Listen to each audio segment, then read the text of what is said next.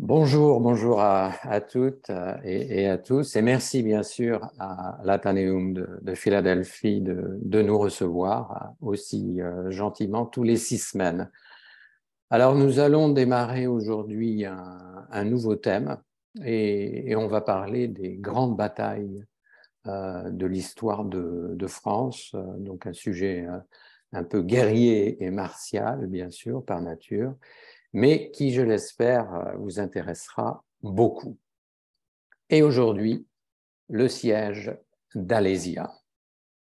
Alors, Alésia marque le tournant de la guerre des Gaules.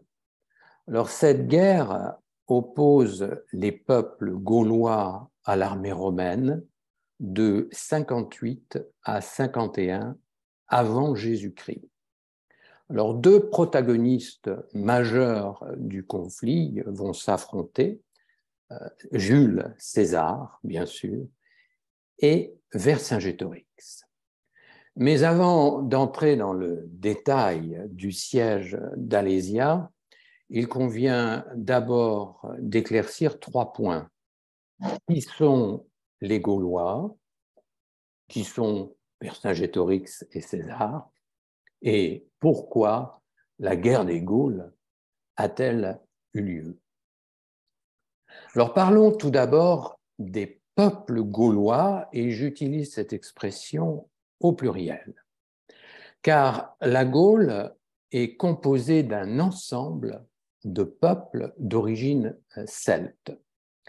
Alors les Gaulois s'appellent d'ailleurs eux-mêmes Galata ou Celtes, K-E-L-T, et ils nomment leur vaste territoire Galatia. Alors les Grecs parlent pour la première fois des Gaulois en tant que peuple en moins 500 avant Jésus-Christ. En fait, la Gaule est un espace politique et spirituel plus qu'un véritable pays. Les Gaulois se divisent en une soixantaine de grandes tribus. Alors, ils occupent la majorité de l'espace actuel français, ainsi que le sud de la Belgique, une partie de la Suisse et une partie de la région de Trèves. Le Rhin, lui, est une frontière naturelle au-delà de laquelle va se trouver un autre espace, celui des Germains, un peuple terriblement belliqueux. En moins 60 avant Jésus-Christ, la Gaule se décline en 3 entités distinctes qui regroupent environ 10 à 12 millions d'habitants. Alors, la première entité, c'est la Gaule cisalpine. Elle couvre l'arc sud des Alpes françaises. Elle est totalement romanisée. C'est un protectorat romain depuis 122 avant Jésus-Christ. La seconde entité, c'est la Gaule transalpine. Alors, elle couvre un large territoire, dont la vallée du Rhône et la Provence, sans compter bien sûr le Languedoc-Roussillon. Alors, cette Gaule transalpine s'étale au sud d'une ligne Lyon-Toulouse. Elle est très liée à Rome, à travers le commerce notamment, mais elle n'est pas aussi romanisée que la Gaule cisalpine. La troisième entité, la plus grande, c'est la Gaule chevelue, soit le 2/3 nord de la France actuelle. Cette Gaule du Nord est encore indépendante. En moins 60, les Romains y ont encore peu d'influence.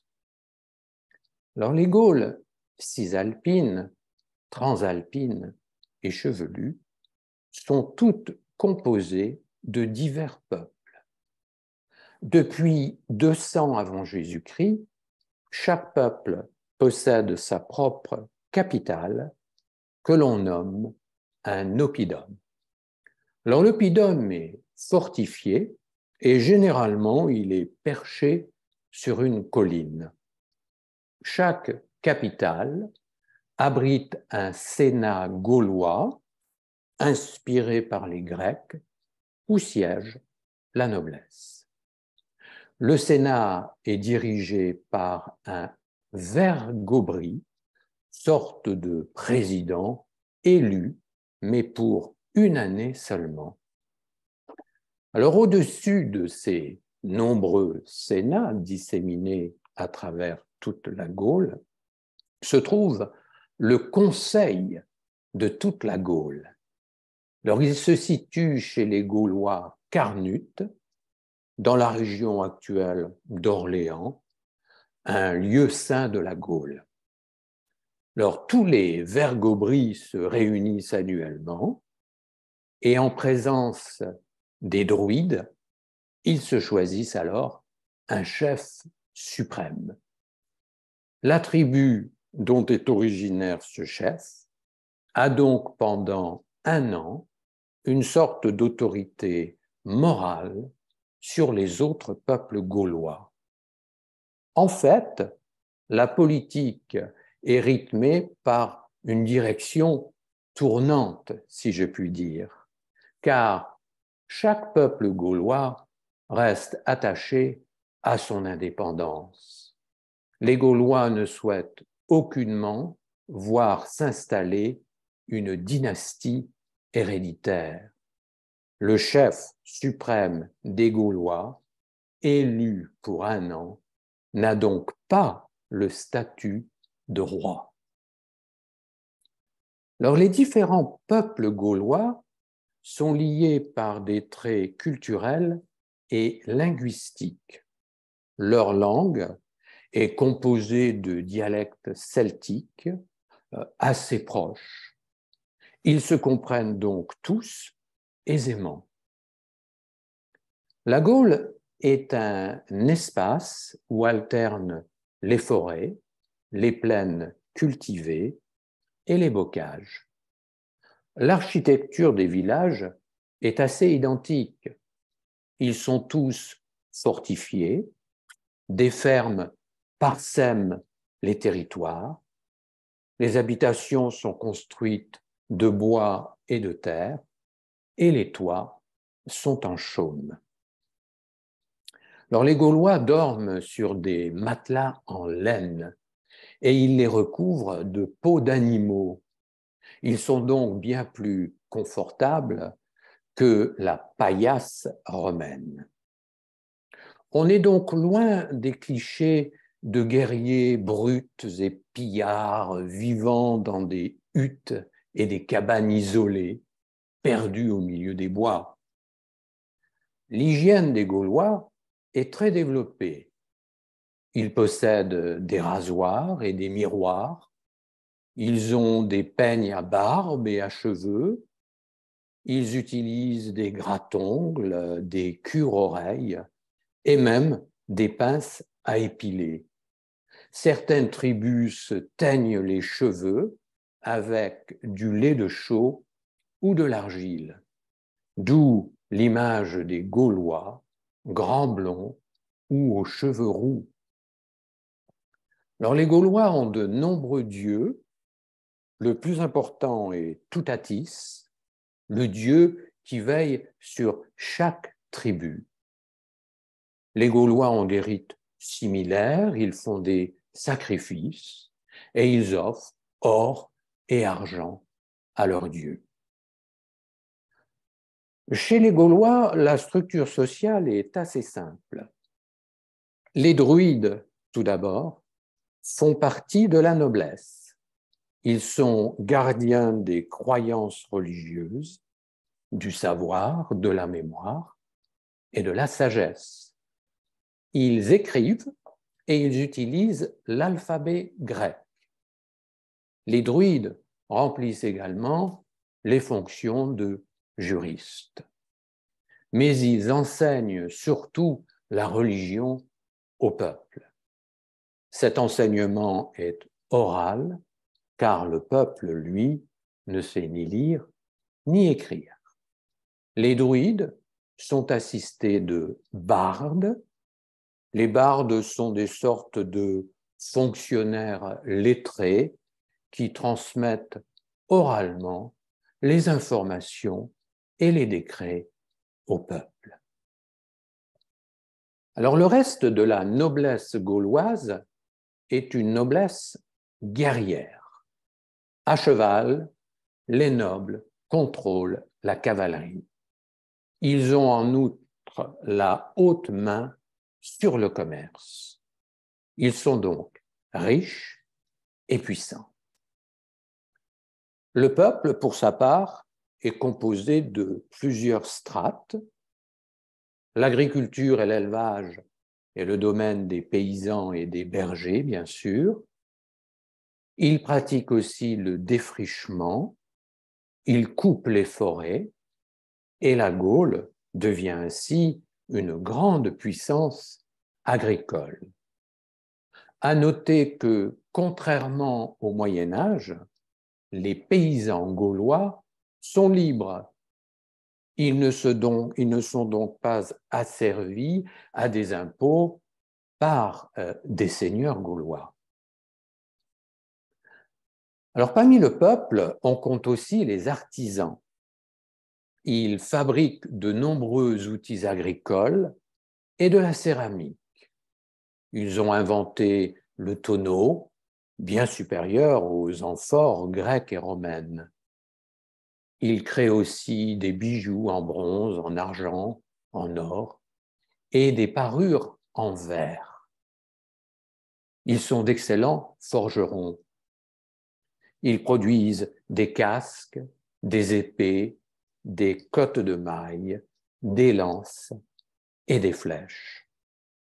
Ils tissent des vêtements, teignent la laine, le lin, le chanvre, avec des colorants végétaux. Paysans et artisans contribuent donc grandement à l'essor du commerce à travers toute la Gaule.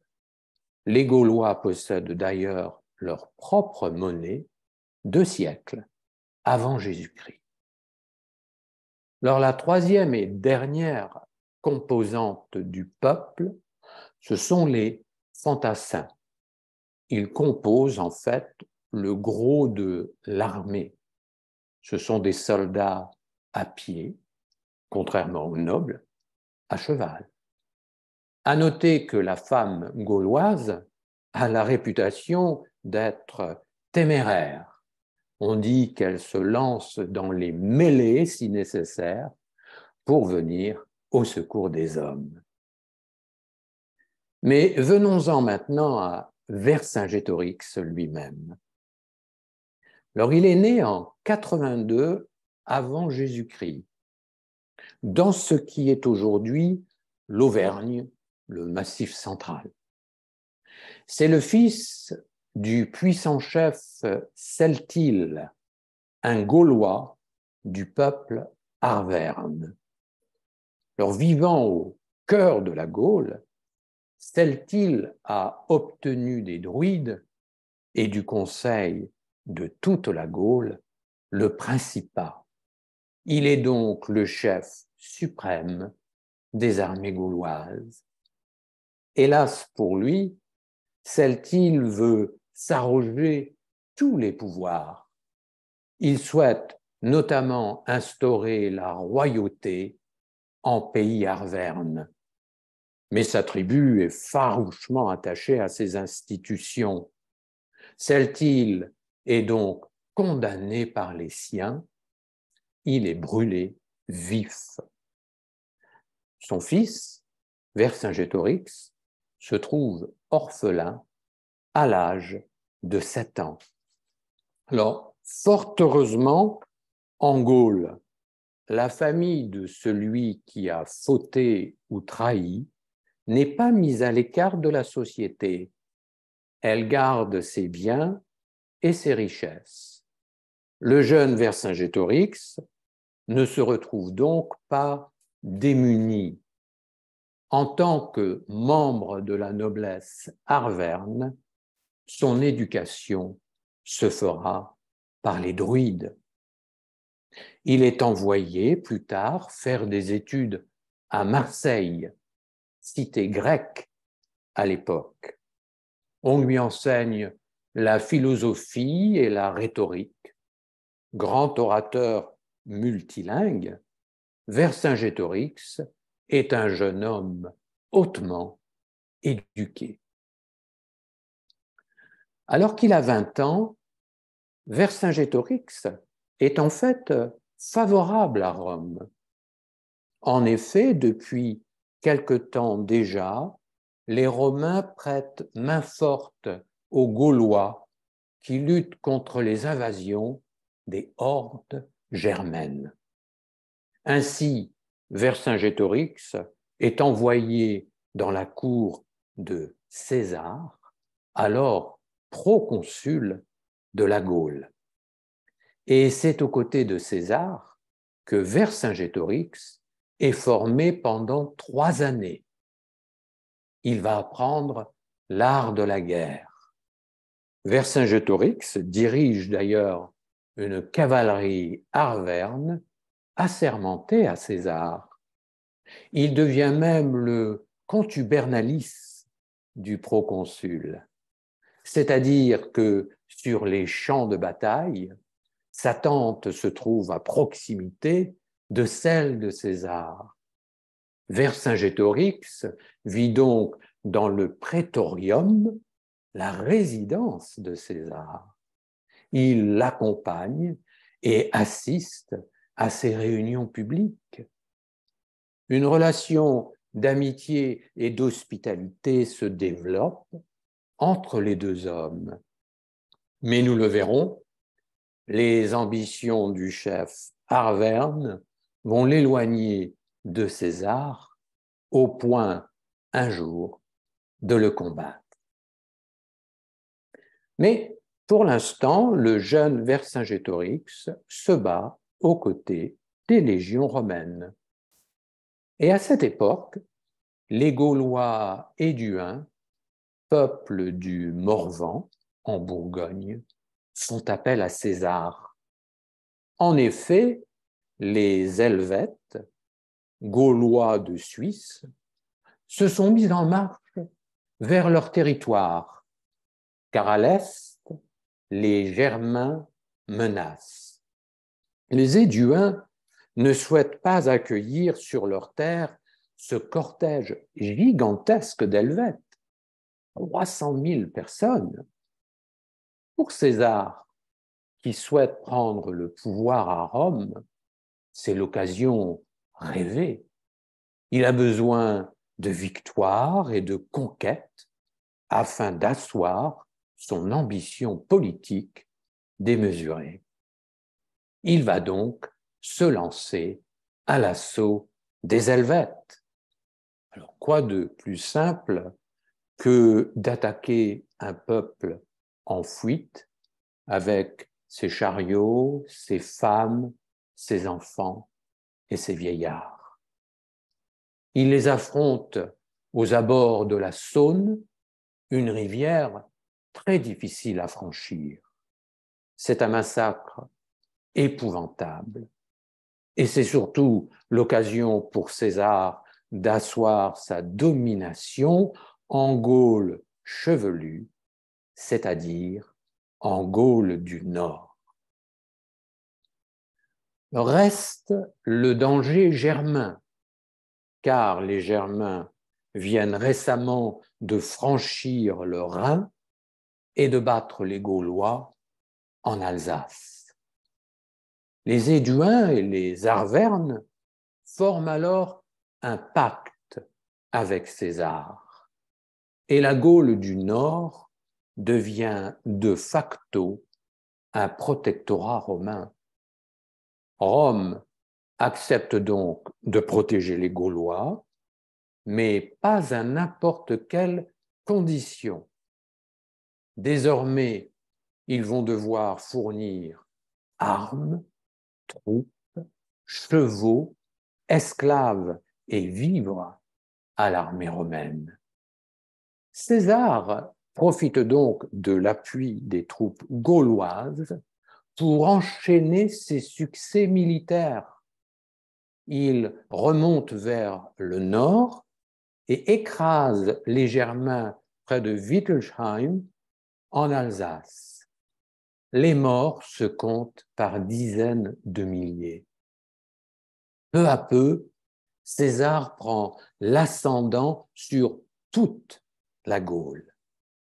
Il va alors en Belgique, puis en profite ensuite pour traverser la Manche. Et il réalise de fait la première incursion romaine en Angleterre. Mais toutes ces avancées ne font pas que des heureux parmi les Gaulois. La vieille noblesse arverne, par exemple, est de plus en plus mal à l'aise face à l'emprise de César sur leur territoire. La culture des druides et de la Gaule antique risque en effet de disparaître. Alors, peu à peu, la situation se dégrade. En fait, depuis 6 ans, les conflits locaux se multiplient. Et en 52 avant Jésus-Christ, les Gaulois carnutes se révoltent contre les Romains. Car César impose aux paysans et bergers carnutes de nourrir ses légions, qui sont considérables. Il crée ainsi la famine et les conditions d'un soulèvement, d'autant que de grandes sécheresses viennent de ravager les cultures.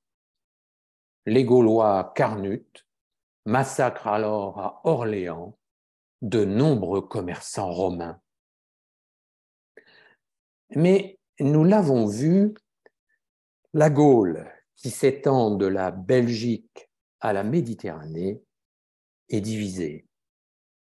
Au sud, la Gaule cisalpine et la Gaule transalpine sont favorables à César. Leurs relations commerciales sont considérables. Même certains peuples de la Gaule chevelue du Nord sont bienveillants. Les Rèmes, Gaulois qui vivent en Champagne, sont fédérés autour des Romains car ils craignent les attaques des Germains, tout comme les Médiomatriques qui vivent en Moselle actuelle, à Divodurum, donc autour de Metz. En fait, la guerre des Gaules ne sera pas celle de tous les Gaulois. Et César, nous le verrons, saura en profiter. Alors pour sa part, après avoir servi sous César, Vercingétorix est autorisé à retourner en Auvergne, sur ses terres arvernes. Nous sommes en 55 avant notre ère. À 25 ans, Vercingétorix devient alors le chef incontesté des Gaulois arvernes avec l'aval de César. César le considère bien sûr comme un allié de première importance. Et pendant les 3 ans qui suivent, cela va être le cas. César pense avoir romanisé Vercingétorix pour toujours. Mais le jeune chef gaulois a de grandes ambitions. À partir de 53 avant Jésus-Christ, il s'imagine un autre destin que celui de vassal du proconsul César. En grand orateur, Vercingétorix parvient à enflammer les Gaulois rebelles. Il convainc de nombreuses tribus de s'allier afin d'expulser les Romains hors de Gaule. Et c'est ainsi que le chef des Arvernes s'impose très vite comme le chef suprême des armées de la coalition gauloise. À partir de 52 avant Jésus-Christ, César trouve donc sur sa route un adversaire à sa taille, ambitieux et courageux, d'autant que Vercingétorix a un réel talent de tacticien militaire. Il comprend que l'armée romaine dépend lourdement du ravitaillement que lui procurent les tribus gauloises. Il va donc mener une guerre de harcèlement, pratiquant la politique de la terre brûlée. Ce n'est pas encore un conflit frontal, mais il parvient à limiter l'approvisionnement des armées romaines. En fait, il affaiblit les légions. Vercingétorix est donc prêt pour sa première véritable confrontation avec Jules César. Elle va se dérouler à Gergovie, en Auvergne. Nous sommes en 52 avant Jésus-Christ. Vercingétorix a disposé ses troupes sur toutes les collines environnantes. Malgré ses légions et le soutien des Gaulois et du Hun, César subit un grave échec face aux Arvernes. La charge de la cavalerie de Vercingétorix, suivie de l'assaut de l'infanterie, surprend et enfonce les troupes romaines. Pire encore, durant la confusion de la bataille, les Romains, désorientés, confondent Arvernes et Éduin et s'attaquent par erreur à leurs alliés. César perd alors plus de 2000 hommes et subit une défaite. Vercingétorix porte donc bien son nom, puisqu'il signifie en gaulois le très grand chef des guerriers. Les Romains battent en retraite et quittent l'Auvergne. Quant à leurs alliés éduins, ils se rallient aux troupes gauloises de Vercingétorix. Pour la première fois depuis des siècles, la majeure partie de la Gaule est enfin unie. Lors dans sa fuite, César met le cap vers le sud de la Bourgogne. Alors, ce faisant, il parvient à recruter des mercenaires germains qui sillonnent le nord-est de la France. Les Germains vont remplacer la cavalerie des Éduins, dorénavant acquise à Vercingétorix. C'est alors que le chef gaulois décide de se lancer dans une course-poursuite. Plutôt que de laisser partir César, il souhaite le surprendre.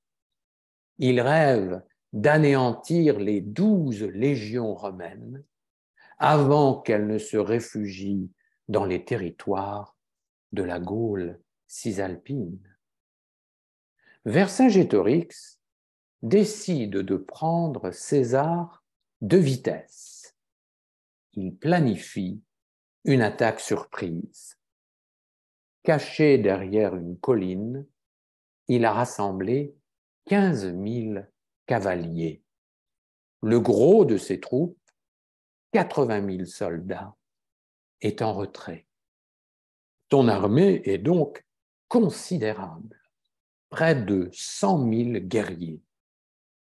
Les Gaulois attaquent la colonie romaine en marche, 60 000 soldats et 40 000 servants et auxiliaires. La colonne romaine s'étend sur une trentaine de kilomètres. L'attaque se déroule dans une plaine.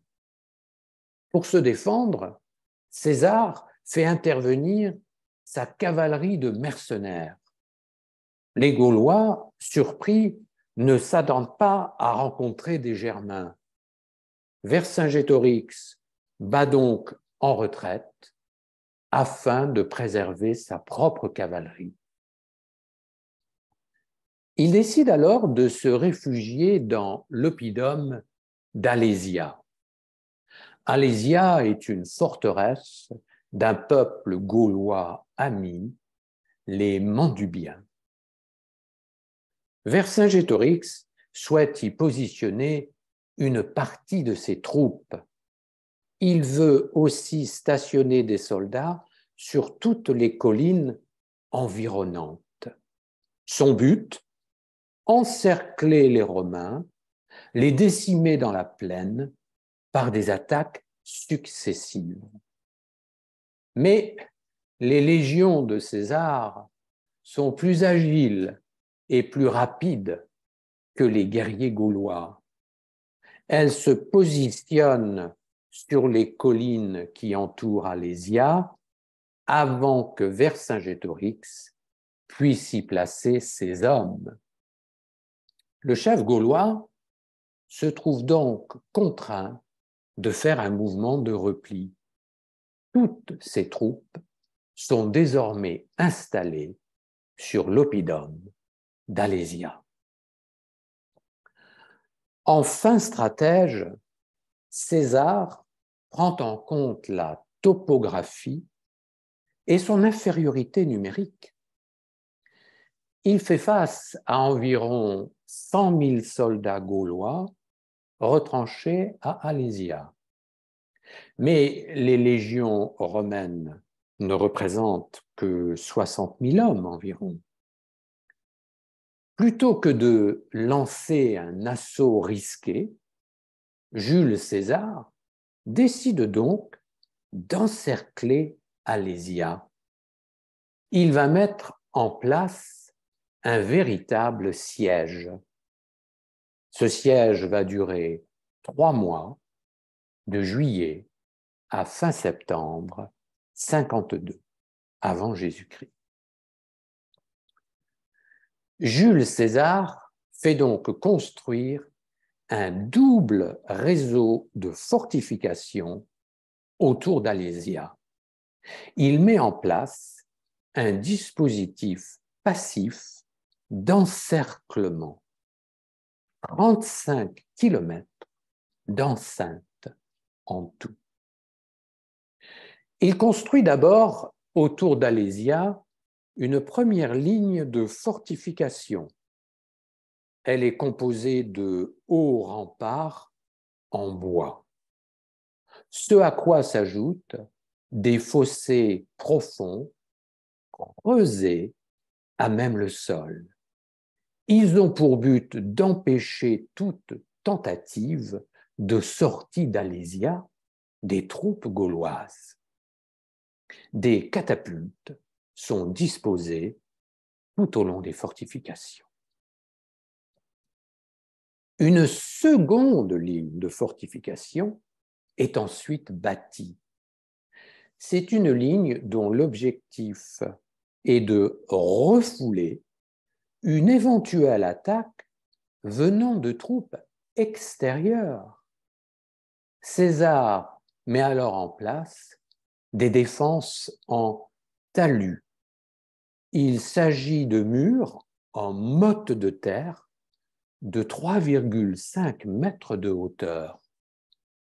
Ils sont donc difficilement franchissables par des hommes ou des chevaux. Sur les talus, il ajoute de multiples palissades en bois et tous les 24 mètres, il va construire des tourelles. Il pourra donc voir venir les troupes gauloises, soit de l'intérieur, Alésia, soit de l'extérieur une éventuelle armée gauloise de renfort. Il place aussi une série de trappes sur le sol, donc de pièges.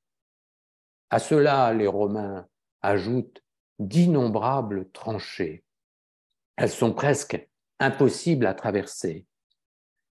4,5 mètres de profondeur et elles sont remplies d'eau. Et il enterre autour de ces fossés des pieux surmontés de pointes en fer. D'autres tranchées sont remplies de troncs d'arbres taillés en pointe. Tenter de les traverser serait s'empaler à coup sûr. Alors Vercingétorix comprend très vite que sa situation est préoccupante. Et à Alésia, on commence à manquer de vivres. Encerclé et sans possibilité de ravitaillement, il fait sortir d'Alésia les femmes, les enfants et les vieillards affamés. Mais Jules César est sans merci. Il ne laisse passer personne et tous ces civils vont mourir de faim et de soif. Vercingétorix a donc un impératif vital, rompre l'encerclement romain au plus vite. Alors les historiens se sont souvent demandé comment Vercingétorix, grand stratège militaire, a pu faire une telle erreur, s'enfermer dans Alésia. Aujourd'hui, de plus en plus d'historiens pensent que le chef gaulois avait en fait un plan bien réfléchi. Il est probable en effet que Vercingétorix souhaite arrêter la retraite des légions romaines vers le sud. Il veut fixer les Romains sur place. Car le chef gaulois a créé, bien avant son installation à Alésia, une armée de secours dont le but est de surprendre César. Cette armée est considérable. 240 000 soldats à pied et 8 000 cavaliers. Et à cette armée de secours s'ajoutent les 90 000 guerriers gaulois retranchés dans l'oppidum d'Alésia. On imagine donc l'énormité du siège. 400 000 hommes en tout, dont seulement 60 000 soldats romains. Et Vercingétorix compte bien sur sa supériorité numérique afin de vaincre Jules César. Finalement, l'armée de secours gauloise arrive sur le site d'Alésia fin septembre 52. Voilà déjà plus de 2 mois que Vercingétorix est encerclé avec ses hommes. 4 grands chefs gaulois composent cette armée de secours. Commios, chef des Atrébates, un peuple de la Gaule belge. Vercassi Vélonos, cousin de Vercingétorix, donc un Arverne, comme lui. Et enfin, Véridomar et Éporédorix, tous deux des Gaulois éduins, ralliés à l'insurrection contre les Romains. Quand l'armée de secours arrive, elle se positionne sur une colline à environ 500 mètres des premières fortifications romaines. La bataille décisive va donc pouvoir avoir lieu. Alors, c'est d'abord la cavalerie gauloise de l'armée de secours qui lance la première attaque. Elle est renforcée par des archers et de l'infanterie. César engage ses hommes et notamment sa redoutable cavalerie germaine. Les combats, commencés vers midi, durent jusque dans la nuit. Les Germains, mieux organisés, mettent les Gaulois en fuite. Cette première confrontation est donc un revers pour l'armée de secours gauloise. Peu entraînée, dirigée par trop de chefs, elle peine face à l'expérience de ses adversaires. Quant à Vercingétorix, il reste pour l'instant dans sa citadelle d'Alésia sans intervenir. Au second jour de combat, les Gaulois de l'armée de secours se jettent à l'assaut des fortifications. Ils ont construit des passerelles en bois et des échelles. Ils pensent ainsi pouvoir franchir les fossés, passer au-dessus des talus et des palissades. Ils attaquent de nuit. Dans l'obscurité, les pertes sont énormes des deux côtés. Mais le système d'encerclement romain tient bon. Les Gaulois ne sont pas parvenus à percer les fortifications. Une fois encore, ils se replient. Malgré leur supériorité numérique, ils sont tenus en échec par le système de défense romain. Alors, suite à ces deux échecs successifs, les Gaulois décident de mettre en place une troupe d'élite. Alors, elle comprend les meilleurs hommes de l'armée de secours gauloise. Composée de 60 000 soldats, c'est Vercassi Velonos, cousin de Vercingétorix, qui en prend le commandement. Après une nuit de marche et une matinée de repos, il décide d'attaquer le flanc nord des fortifications romaines. Mais les éléments planétaires viennent troubler les Gaulois très superstitieux. Tout d'abord, une éclipse lunaire a lieu entre 21h et 1h du matin. La lune devient alors rougeâtre, ce qui est considéré comme un mauvais présage par les Gaulois. Pourtant, Vercingétorix n'a plus le choix. Il doit impérativement se mettre en mouvement. Les fortifications romaines sont donc attaquées de toutes parts, de l'extérieur par l'armée de secours et de l'intérieur par les forces de Vercingétorix qui tentent de sortir d'Alésia. Alors petit à petit, les troupes de César commencent à plier sous les assauts gaulois. Vercingétorix parvient à faire une brèche, une percée dans une palissade et à combler un fossé. La situation est donc gravissime pour Jules César. Lui aussi n'a plus le choix. Il ordonne à ses légions une sortie nocturne dans les plaines. Et il fait une tentative de contournement des troupes gauloises de l'armée de secours. La manœuvre réussit. Pliant tenaille entre les troupes à pied et la cavalerie, les Gaulois paniquent et s'enfuient.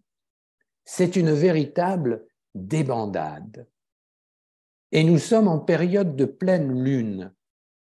Malgré la nuit, la luminosité est telle que les Romains peuvent pourchasser les troupes gauloises en déroute. Et c'est le massacre. Pire encore, le chef Vercassi Vélonos est capturé. Alors en fait, la coalition gauloise souffre d'un mal majeur. Elle est hétéroclite et ses commandants se connaissent mal. Ils n'ont pas l'habitude de se battre côte à côte. On est donc loin de la discipline des légions de César, bien encadrées et solidaires. Alors, voyant le désastre, Vercingétorix, qui se bat sur le front intérieur, ordonne le retrait de ses troupes et il s'en retourne dans sa forteresse d'Alésia. Quant à l'armée de secours, elle quitte les lieux et se disperse. Vercingétorix et ses hommes sont donc seuls. Ils ne peuvent plus compter sur une aide extérieure. Enfermés dans l'oppidum d'Alésia, affamés et fatigués, les troupes de Vercingétorix se démoralisent. Le chef gaulois est donc contraint de se rendre. Après 4 jours de bataille, il est présenté enchaîné à César, qui le garde comme captif. Or, selon la tradition romaine, un grand nombre de prisonniers gaulois est réduit en esclavage. César offre en récompense à ses légionnaires un esclave chacun. La défaite d'Alésia marque donc la fin de toute résistance organisée à l'envahisseur romain. Alors certes, un chef de guerre gaulois, Luctéros, rassemblera ce qu'il reste de l'armée de secours. Pendant une année encore, il va tenter de résister aux légions romaines. Mais en moins 51, un an après Alésia, il perd la dernière bataille significative de la guerre des Gaules. Il est vaincu à Oxulodonum, en Dordogne. Le châtiment est terrible. César fait couper la main gauche à chaque guerrier gaulois capturé.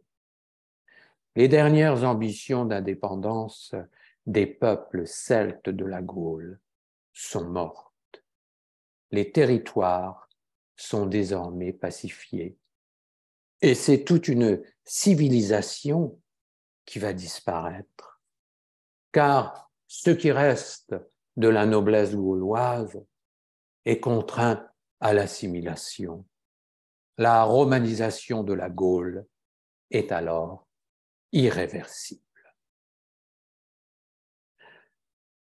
À l'âge de 50 ans, Jules César retourne en Italie avec ses troupes victorieuses. Il est fabuleusement riche. 6 années de guerre en Gaule lui ont permis d'accumuler un butin énorme. Il doit sa fortune au pillage, aux taxes qu'il impose en Gaule, sans oublier la capture d'esclaves. Il est de plus à la tête d'une armée expérimentée qui a fait ses preuves. Désormais auréolé de gloire, il relate ses victoires dans un ouvrage militaire qui fait date encore aujourd'hui, La guerre des Gaules. Mais à Rome, ces succès ne font pas que des heureux. Le consul Pompée le Grand voit d'un mauvais œil l'ascension de Jules César. En moins 49, il en résulte un conflit politique à l'intérieur même de la République romaine. Mais après avoir conquis un empire gigantesque qui atteint les confins du monde connu, César triomphe de Pompée. Finalement, de retour à Rome en 46 avant Jésus-Christ, il est à son apogée et défile avec ses légions. Ovationné, il se rend au Capitole et offre des sacrifices aux dieux. Il obtient alors le titre de dictateur à vie. Alors pour sa part, après la défaite d'Alésia, Vercingétorix passe 6 années sous l'emprise de César. On pense, sans en être certain, qu'il finit sa vie à Rome dans la prison de Mamertine. C'est une prison souterraine, abominable, construite sur 2 étages de galeries. En moins 46, César, nous l'avons vu, parade à Rome avec ses troupes. C'est la fameuse cérémonie romaine du triomphe. Le chef gaulois est alors enchaîné au char de César. César exhibe Vercingétorix devant la foule comme un trophée. Puis, après cette ultime humiliation, on emmène Vercingétorix dans la prison de Mamertine. Sur ordre de César, il est exécuté par étranglement. Il meurt ainsi à 38 ans. Vercingétorix pensait pouvoir obtenir le pardon de son ancien allié César, mais il n'en a rien été. Alors après la mort de Vercingétorix, il disparaît très vite des mémoires. Il faut attendre le Moyen Âge et la Renaissance pour qu'à nouveau on prononce son nom. Mais à l'époque, ce qui passionne surtout, c'est l'art de la guerre de César. Et d'ailleurs, au XVIe siècle, la guerre des Gaules est le livre le plus imprimé en France après la Bible. En fait, on admire Jules César. Rome est considérée comme la mère de la civilisation française. Pourtant, au XVIIIe siècle, à l'époque des Lumières donc, on commence à s'intéresser à l'histoire nationale des Gaulois. On étudie enfin les écrits grecs et romains faisant référence aux différents peuples celtes de la Gaule. En 1828, après le Premier Empire, Amédée Thierry, un historien, écrit une histoire de Vercingétorix. Son ouvrage s'intitule « Histoire des Gaulois depuis les temps les plus reculés ». Il remporte un énorme succès. Vercingétorix devient en fait un héros romantique, habité par un idéal de liberté pour lequel il est prêt à sacrifier sa vie. Les Français se découvrent donc des ancêtres gaulois. Clovis, qui devient roi des Francs en 496, n'est donc plus le seul père de la nation française. En 1860, un autre écrivain, Henri Martin, donne à Vercingétorix une tournure nationaliste. Il dépeint le chef gaulois qui lutte pour la souveraineté de son peuple. Le duc d'Aumale, l'un des fils du roi Louis-Philippe, va même déclarer dans la Revue des Deux Mondes que Vercingétorix est le premier des Français. Mais pour Napoléon III, grand admirateur de Jules César, c'est au triomphe des armées romaines que la France doit sa civilisation et non aux Gaulois.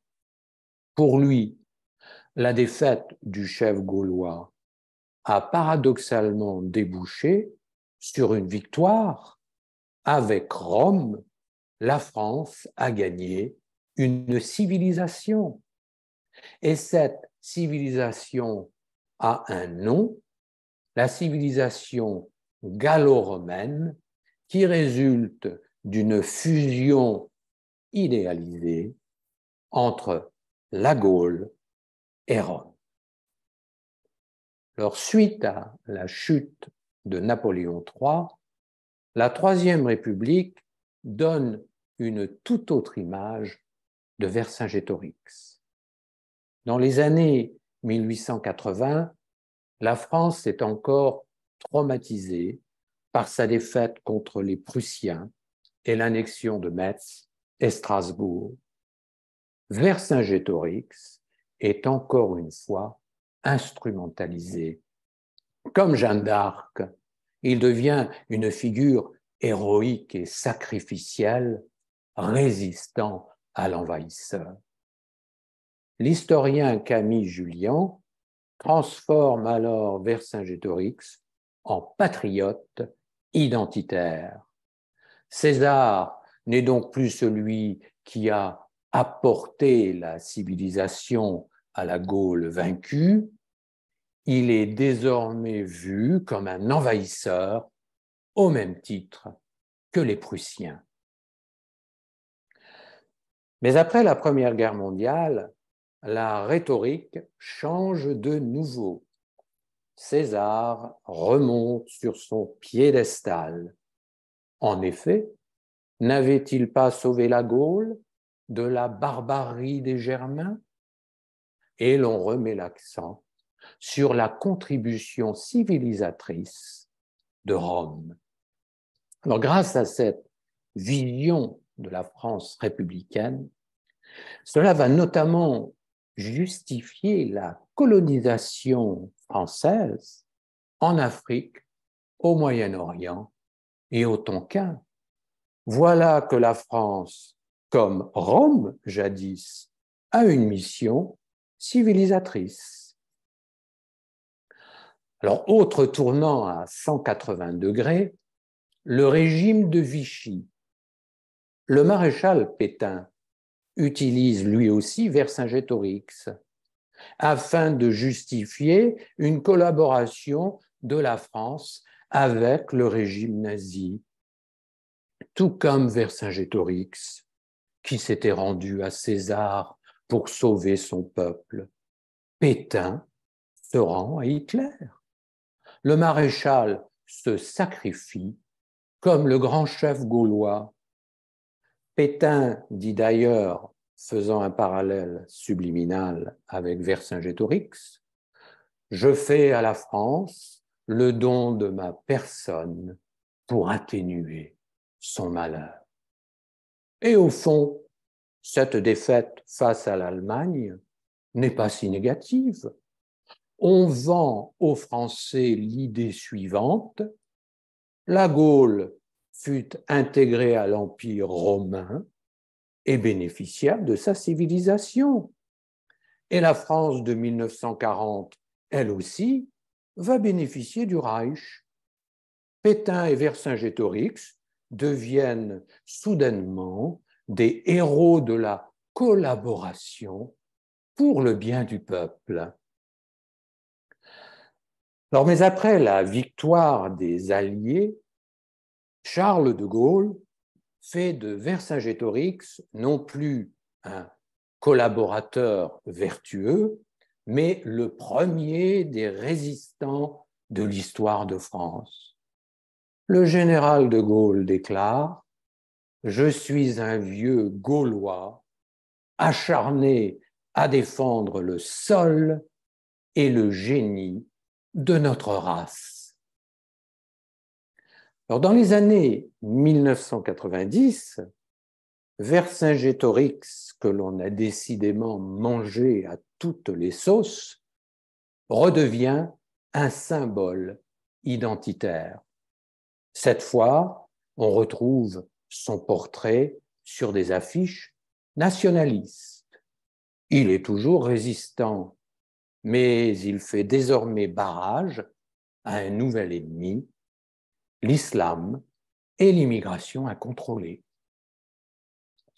Enfin, très près de nous, en 2019, lors d'un voyage au Danemark, le président Macron qualifie les Français de Gaulois réfractaires.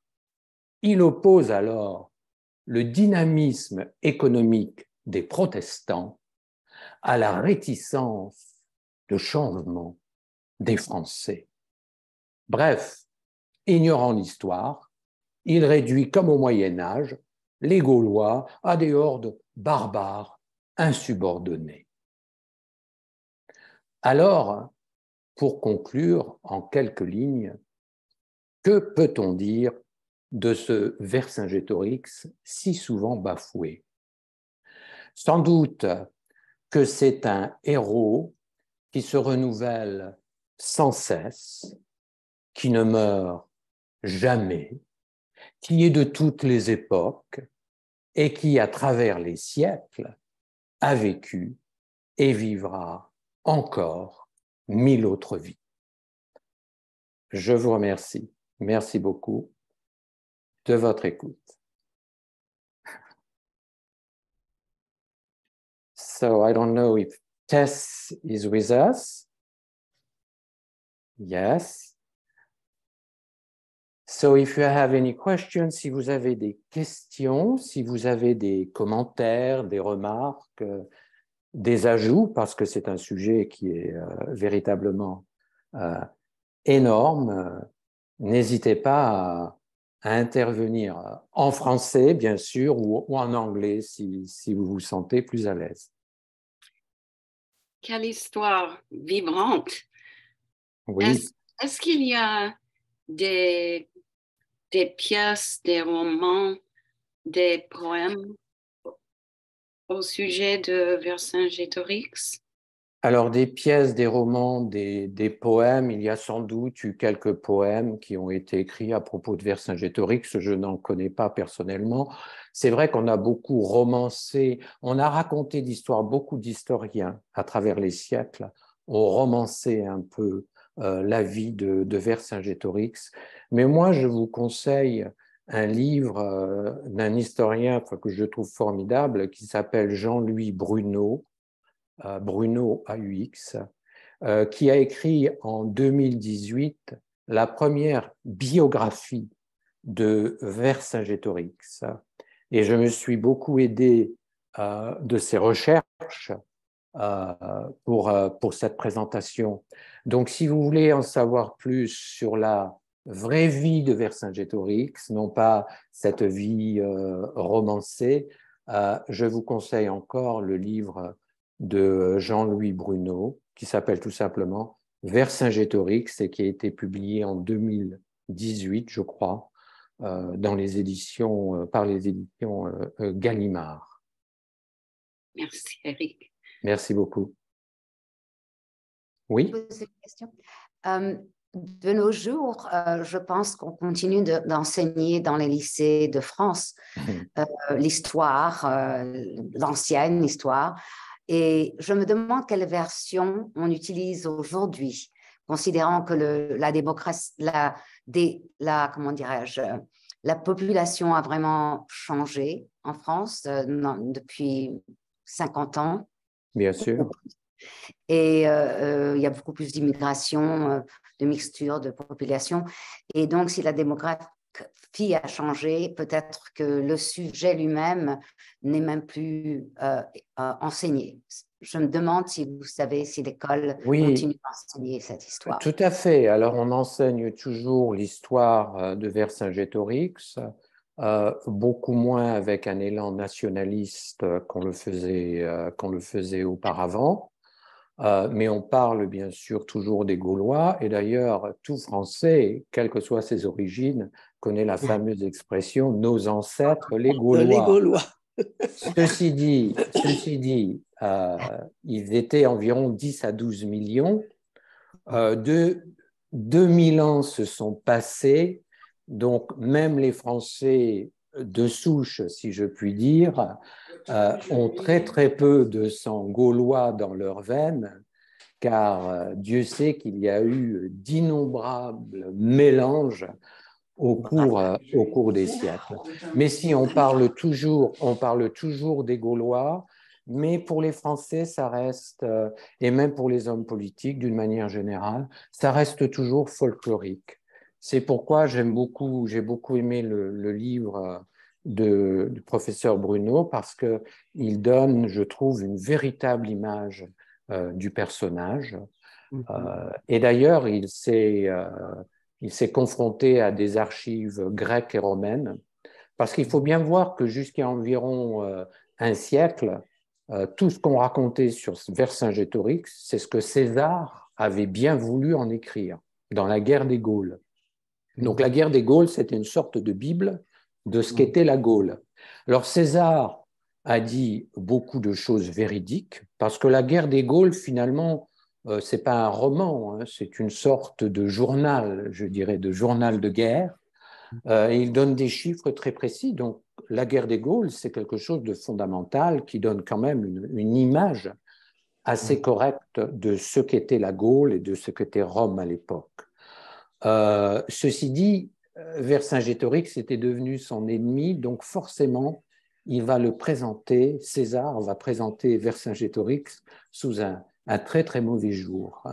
Mais comme on l'a vu, c'était en fait une personne qui était très éduquée, hein, qui était partie étudier à Marseille, qui était un port grec à l'époque, qui avait appris la philosophie, la rhétorique, qui en plus ensuite a appris l'art de la guerre quand il était allié à César, a vécu avec César, ils étaient amis, ils étaient proches, ils étaient alliés. Et je pense que si César a décidé finalement, après 6 ans, de le tuer, c'est parce qu'il ne lui a jamais pardonné ce qu'il a considéré comme une trahison, car c'était vraiment un chef gaulois allié, il avait trahi. Ouais. C'était sa vision à lui, à César. Ouais.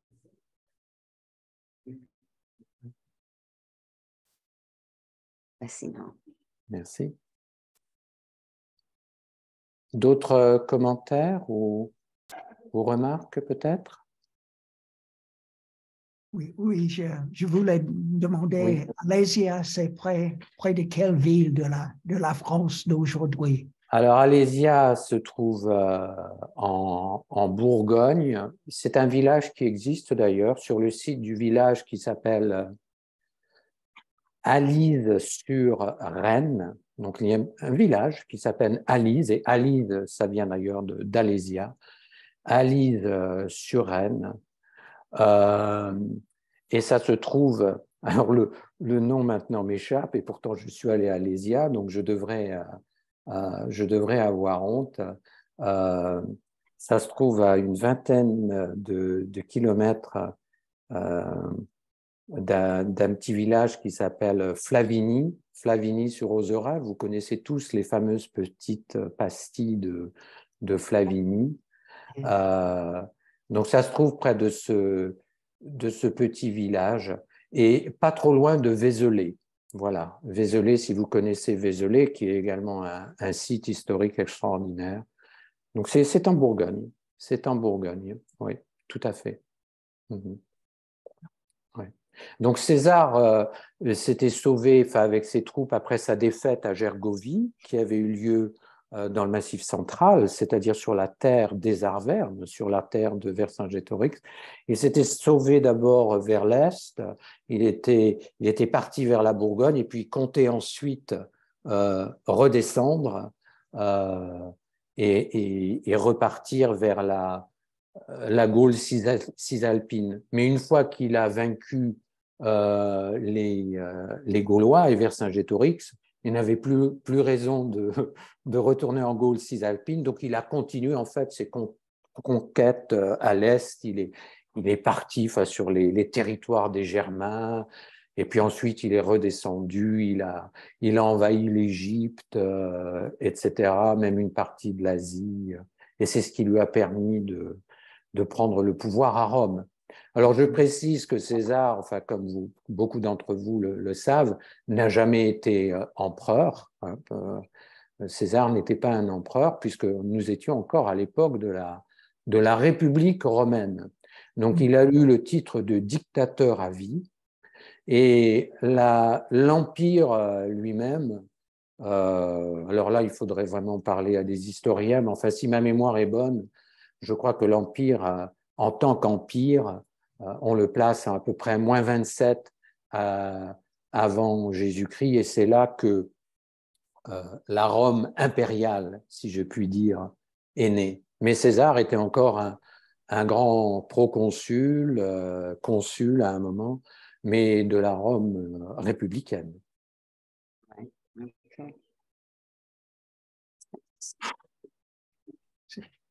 Je vais laisser une petite observation dans le chat.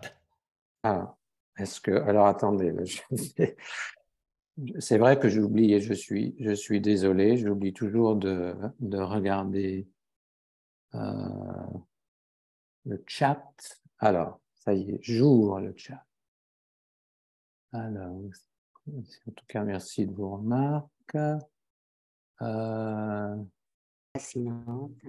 Voilà, alors, Yeah. je voudrais faire remarquer des parallèles frappants entre les expériences respectives des Gaulois et les indigènes américains du Nord et du Sud face aux envahisseurs étrangers. Les conquérants savent bien profiter des divisions existantes parmi les Gaulois et les Américains, oui, tout à fait. Les Romains et les Européens recrutent alors quelques tribus indigènes afin qu'elles se battent, etc., à leur côté ou les unes contre les autres. Et voilà. Et oui, alors merci pour cette remarque, Mike, parce qu'en fait, voilà, ça c'est la devise romaine, d'ailleurs, je crois, qui était divisée pour mieux régner. Hein. Et c'est ce que César a fait. Il a su profiter des 60 peuples gaulois. Il n'y avait pas qu'un peuple gaulois, mais il y avait une soixantaine de peuples gaulois. Et tous, d'ailleurs, se battaient un peu entre eux. Et d'ailleurs, quand je disais que les Romains avaient des esclaves gaulois, ils étaient bien souvent remis en main propre à César par des Gaulois eux-mêmes, c'est-à-dire qu'il y avait des sortes de confrontations intertribales, si je puis dire, entre différents peuples gaulois et que les vaincus étaient donnés en esclaves à César. Oui. Mais c'est vrai que le parallèle avec les Amérindiens, je n'y avais pas pensé, mais c'est vrai qu'on retrouve des similitudes. Tout à fait. Oui. Tout à fait. Oui, quelqu'un a une question? Me. Oui. Eric, thank you so much for your scholarship and your presentation. Much appreciated. Thank you very much. Very kind. Merci. One question. En question. Oui. It seems as though the Celts in Gaul, some at least, had the ability to write and read, which is quite different from the Celt in England, and well, the Romans never reached Ireland. But can you tell us a little bit about why it was that some at least became literate? Alors, les seuls Gaulois qui écrivaient vraiment étaient les druides. Les druides qui étaient donc des grands chefs religieux. Il faut bien voir que les Gaulois, avant d'être confrontés aux Romains, avaient été depuis des siècles en contact avec les Grecs.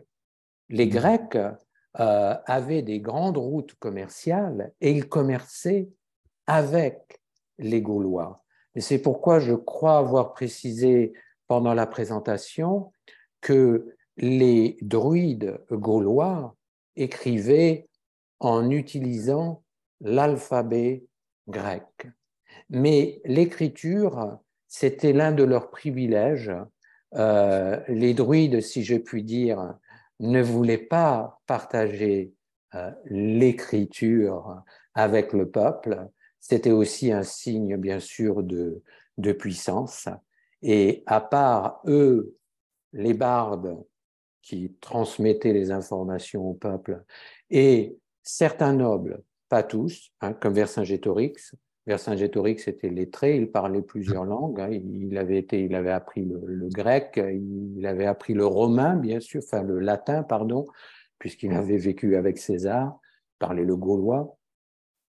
Mais voilà, donc l'écriture, au moins pour ce qui concerne la Gaule française, si je puis dire, avait été transmise par les Grecs et non par les Romains.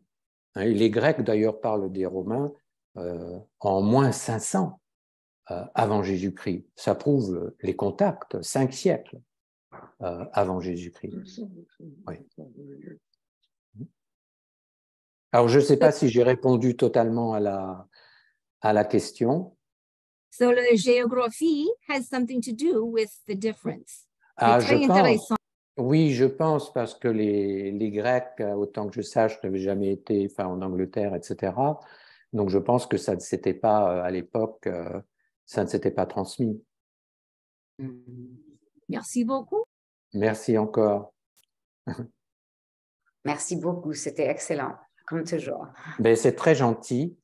Alors, Tess, maybe you're going to remind us when our next meeting might be? Yes, I put the link in the chat, but I'll also email it to everyone after this. So it'll be March 8th, again at 2:00. And this time we'll be talking about Charles Martel. Voilà, alors Charles Martel. Alors là, on ne parlera plus des Gaulois, mais on va parler des Francs. Martel étant un roi franc. Et alors, on va faire un bond de pratiquement 7 siècles, ou de 8 siècles presque. On va se retrouver dans les années 730, donc au début du Moyen-Âge.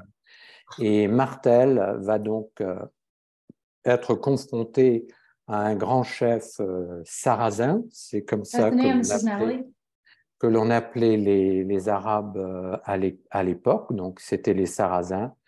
Et il va y avoir une bataille entre les troupes d'Abdul Rahman al-Ghalif, si je me souviens bien, et Charles Martel.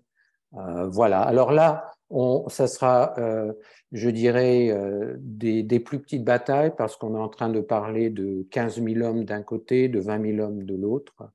Nous ne sommes pas dans le format grandiose ou énorme des batailles entre les Gaulois et les Romains. Et d'ailleurs, il faudra attendre Napoléon pour qu'en France, on retrouve des troupes avec autant d'hommes. Donc, il y a eu une sorte de trou de 19 siècles, si je puis dire, au niveau des armées, enfin de la taille des armées, avant qu'on retrouve plus de 200, 300, 400 000 hommes dans une armée. Il faudra attendre Napoléon pour ça. Voilà. Eh bien, je vous dis au revoir. Très gentil à vous et à une prochaine fois, j'espère. Merci encore. Merci beaucoup. Merci beaucoup, Eric. C'est très gentil. À bientôt. Présentation. Au revoir. À la prochaine. À la prochaine.